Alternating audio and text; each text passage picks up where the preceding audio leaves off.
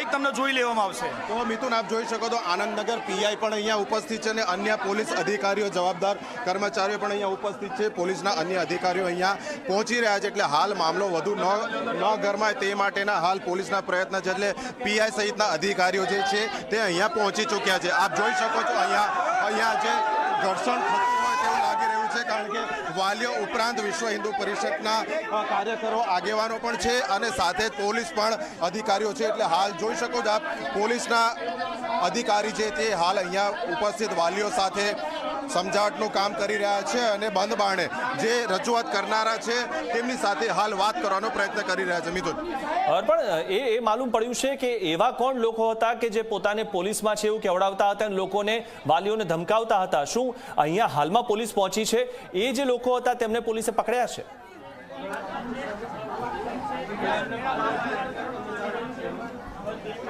મિથુન, હાલ આપને સ્પષ્ટતા કરી દઉં કે કોઈ પણ લોકોને પકડવામાં નથી આવ્યા. ડી સ્ટાફનો જે કર્મચારીઓ હતા તે સ્વાભાવિક છે સિવિલ ડ્રેસમાં હતા એટલે તેમની ઓળખમાં અહીંના વાલીઓને ફેર પડ્યો હતો, પરંતુ જે વાતચીત કરવાની ઢબ હતી તેને કારણે બંને પક્ષો વચ્ચે ઉગ્રતા થઈ હતી. હાલ આપ હવે સત્તાવાર જોઈ શકો છો, બોડકદેવ પોલીસ સ્ટેશનના જે પીઆઈ છે તે પણ અહીંયા પહોંચી ચૂક્યા છે અને અન્ય પોલીસ અધિકારી, કર્મચારીઓ પણ છે, હિન્દુ સંગઠનના આગેવાનો છે તે પણ અહીંયા શાળાની અંદર આવેલી જે ઓફિસ છે ત્યાં બંધ બારણે વાતચીત કરી રહ્યા છે. એટલે હવે સત્તાવાર રીતે પીઆઈ કક્ષાના અધિકારીઓ અહીંયા પોતાના અન્ય કર્મચારી, અધિકારીઓ સાથે પણ આવી ગયા છે અને સમગ્ર જે મામલો છે તેને શાંત પાડવાનો, થાળે પાડવાનો પ્રયત્ન કરી રહ્યા છે. જી.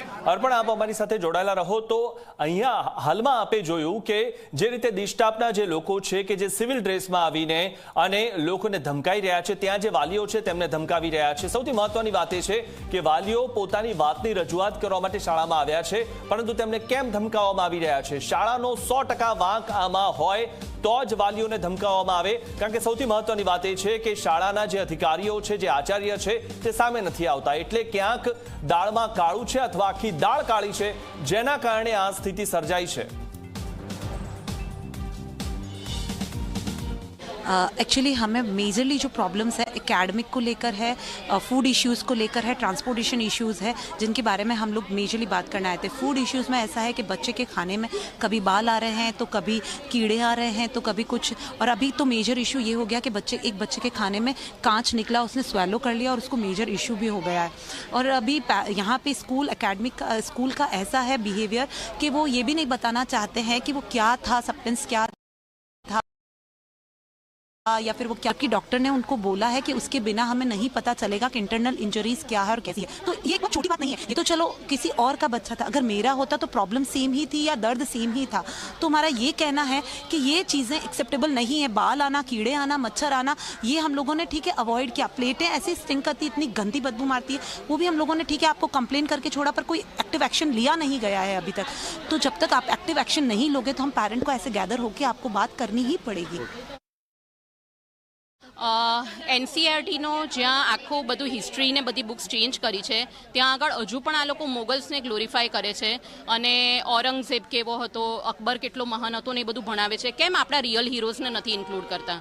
અને જ્યારે જો છોકરાઓ કંઈક કહે તો એક પેરેન્ટે મને એવું કીધું કે ભાઈ ટીચરે કે ફોલો ધ સિલેબસ, અને એમાં ટીચર્સનો પણ વાંક નથી. પણ કેમ આવી રીતનું જ્યાં આગળ આપણે આપણી ઇન્ડિયન હિસ્ટ્રી, આપણા જે અનસંગ હીરોઝ છે એ કેમ નથી ભણાવતા એ લોકો? હજુ પણ કેમ આનો આ જ સિલેબસ જે લેફ્ટિસ્ટ દ્વારા લખાયેલો છે એ જ ભણાવવામાં આવે છે છોકરાઓને? નથી, આ તો હજુ ગઈકાલે જ બુક્સ આપી, એટલે હજુ સુધી આના વિશે કોઈ વાત નથી થઈ. પણ આઈ થિંક કે આ બધું સાંભળીને એ લોકો એક્શન લેશે પોઝિટિવ વેમાં અને ચેન્જ કરશે વસ્તુઓને. એને કાલે લંચમાં ભીંડાની સબ્જીમાં કાચનો ટુકડો આવ્યો હતો. હવે ખાઈ ગયો, છોકરું છે, હવે એને ચીવ કર્યું એટલે એને પાર્ટિકલ્સ મહેસૂસ થયા કે ભાઈ મેં કોઈક પાર્ટિકલ્સ ખાધું છે. એટલે બધા ફ્રેન્ડ્સે કીધું ભાઈ જઈને ઊભો થઈને થૂકી આય.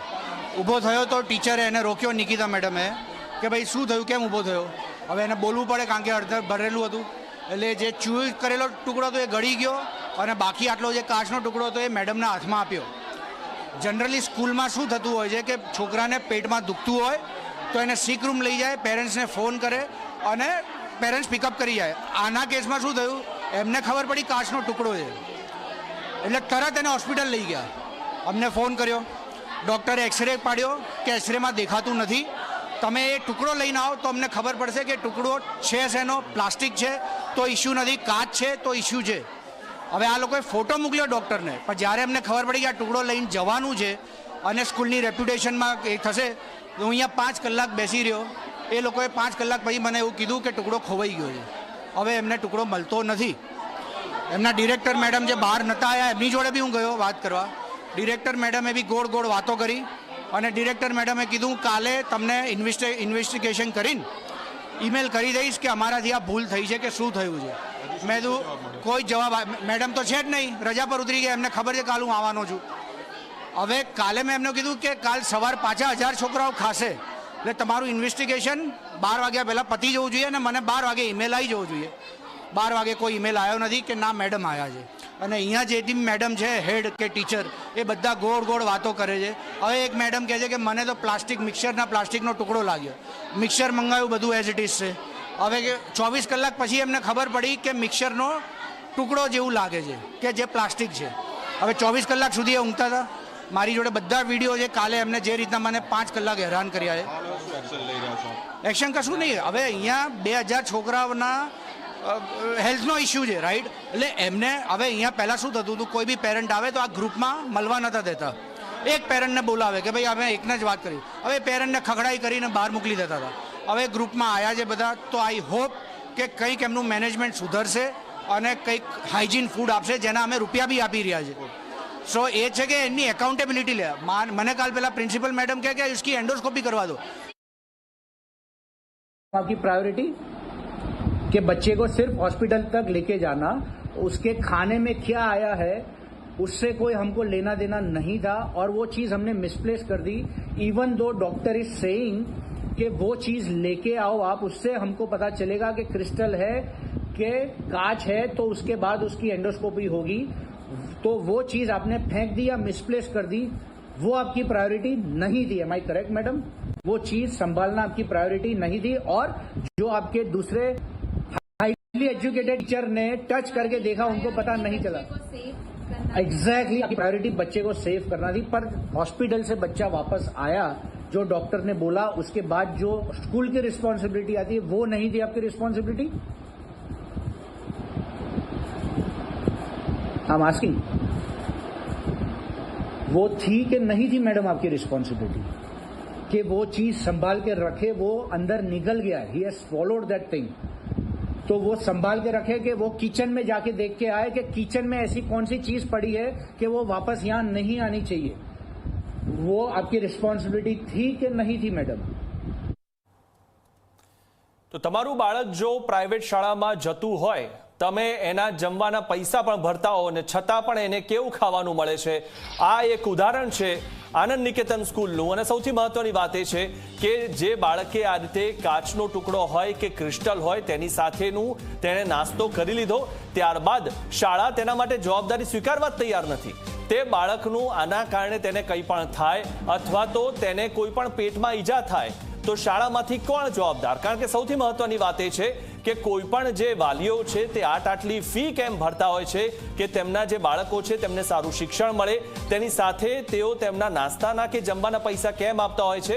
કારણ કે તે બાળક ભૂખ્યું ના રહે, તેને પૌષ્ટિક ખાવાનું મળે.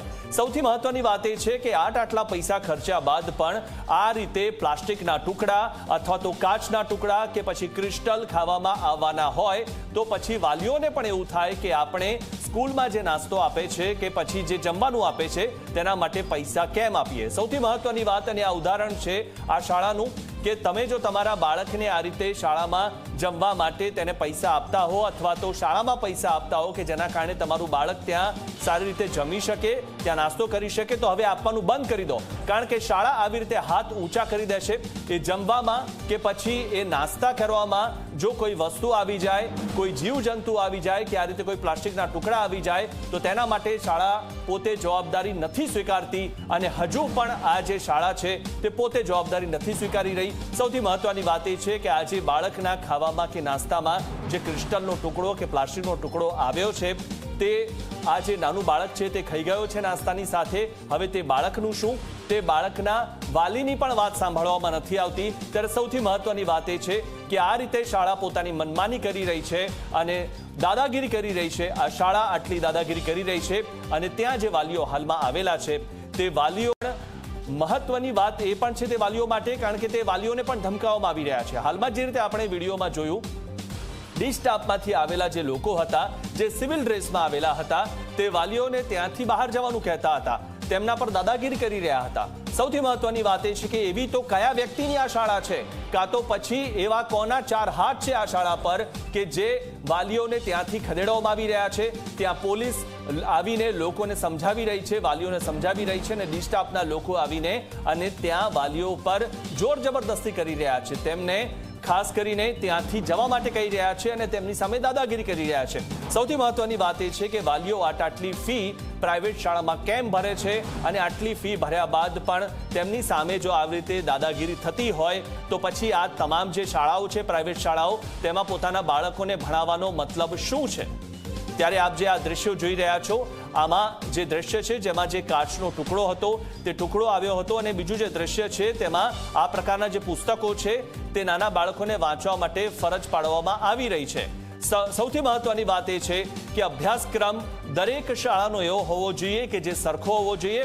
આ શાળામાં પોતાની રીતે અલગ અભ્યાસક્રમ ભણાવવામાં આવે છે, અને આપ જે આ પુસ્તકોના જે પેજના ફોટો જોઈ રહ્યા છો, આ તમામ જે પુસ્તકો છે ત્યાં જે ભણતા બાળકો છે તેમને કમ્પલસરી આ પુસ્તકો વાંચવા માટે આપવામાં આવી રહ્યા છે. ત્યારે સૌથી મહત્વની વાત એ છે કે વર્ષો પહેલા જે રીતે નાના બાળકોના દિમાગમાં જે રીતે અલગ ધર્મનું એમના દિમાગમાં એડ કરવામાં આવતું હતું અથવા તો બળજબરીથી તેમના દિમાગમાં નાખવામાં આવતું હતું, તે જ પ્રકારે આનંદ નિકેતન શાળામાં થઈ રહ્યું છે.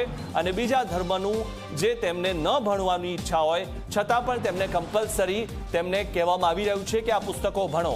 ત્યારે આ આનંદ નિકેતન શાળામાં ભણતા તમામ જે બાળકો છે અથવા તે તમામ બાળકોના વાલીઓ છે તે આ દ્રશ્યો ખાસ કરીને જુએ કે તેમના જે બાળકો છે તે આનંદ નિકેતન શાળામાં શું ભણી રહ્યા છે અને શું ખાઈ રહ્યા છે.